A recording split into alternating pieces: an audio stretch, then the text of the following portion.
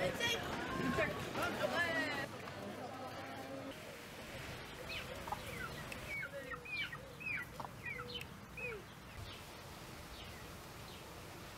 aussi. Ah oui, ça va pas ça. Ah ben elle va pas se laisser attraper. Non, tu lui tires pas l'oreille, regarde comme elle est gentille. Vas-y. Super.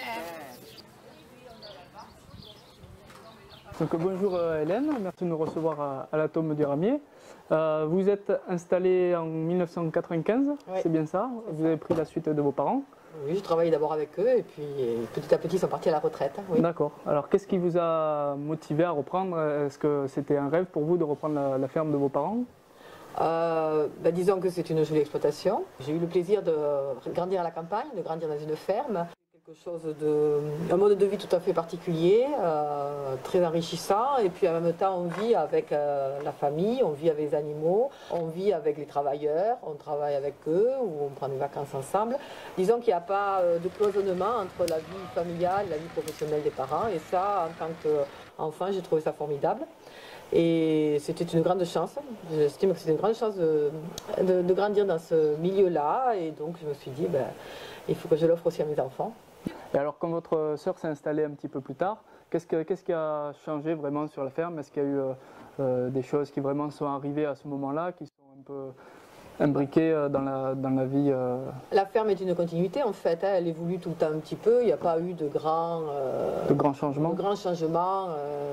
Mais c'est petit à petit, elle évolue et finalement quand on regarde 10 ans en arrière ou 15 ans en arrière, on trouve beaucoup de changements, mais parce que c'est petit à petit. Ça se fait petit à petit au fur et à mesure du temps.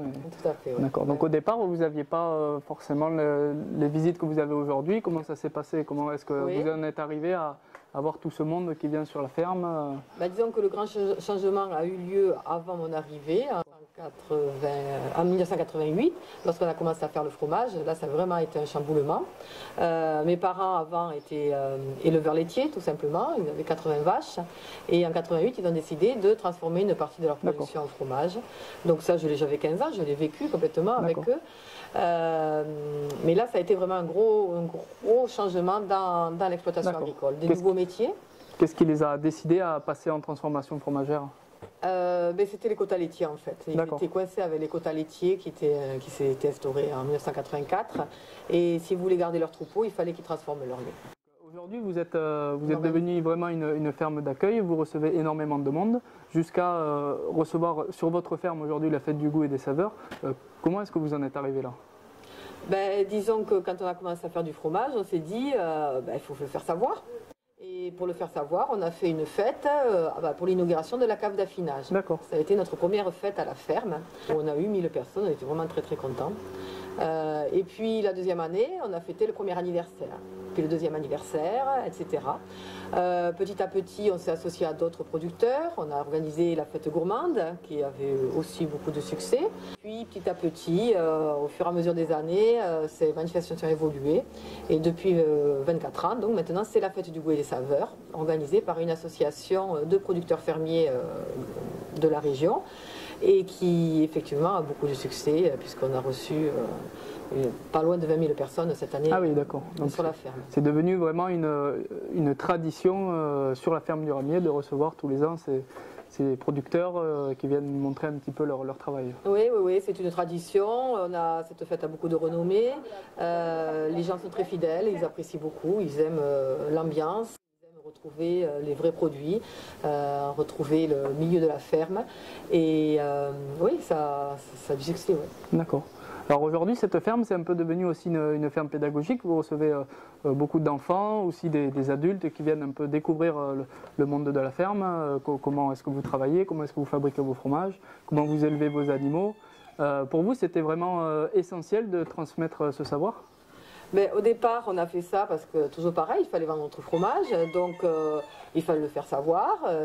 Et donc, dès qu'on a commencé à fabriquer du fromage, on a commencé à vous faire visiter la ferme. Mais c'est vrai qu'on s'est rendu compte que nous avions vraiment un rôle à jouer en faisant visiter la ferme, dans le lien à créer entre le monde de la ville et le monde de la campagne.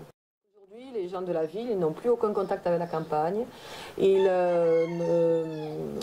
n'ont pas plus de grands-parents ou d'oncles ou de tantes qui ont une ferme. Donc plus aucune occasion de visiter une ferme. Et donc nous on joue ce rôle-là, on permet aux gens de venir à la ferme, de se rendre compte que c'est vraiment une ferme d'aujourd'hui, non pas d'il y a 100 ans comme certains se l'imaginent. Et voilà, les gens sont très surpris. D'accord. Ils pensent tout savoir. Montrer aux gens l'évolution qu'il y a eu et les méthodes de travail d'aujourd'hui. Voilà, pour nous c'est très très important de communiquer sur ce que c'est qu'une ferme aujourd'hui et on a vraiment une mission à remplir là-dedans.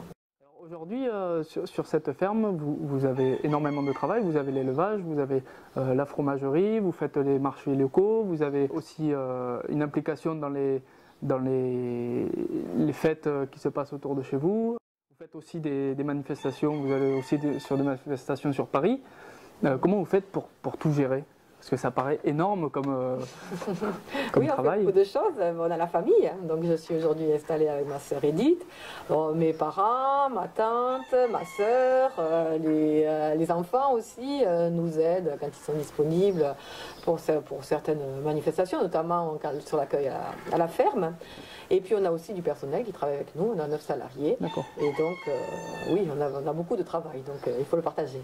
Et après, sur la ferme, on a vu dans les images que vous aviez un robot de traite. Qu'est-ce que ça a apporté vraiment au niveau de l'organisation? Est-ce que ça a vraiment été un changement? Alors le robot de traite, oui, ça a été un changement. Ça a été un changement, surtout pour les vaches. C'est vraiment une façon de gérer le troupeau complètement différente. Donc au niveau de l'élevage, oui, on s'occupe du troupeau différemment. On a beaucoup d'informations sur chaque vache grâce à ce système de traite. Les vaches peuvent aller se faire traire quand elles veulent, donc c'est un libre service, c'est beaucoup plus à leur rythme. Et le comportement des vaches a complètement changé depuis qu'on a le robot de traite. Ça nous va bien. Donc c'est vraiment un meilleur suivi de votre troupeau et c'est aussi un meilleur bien-être pour les animaux.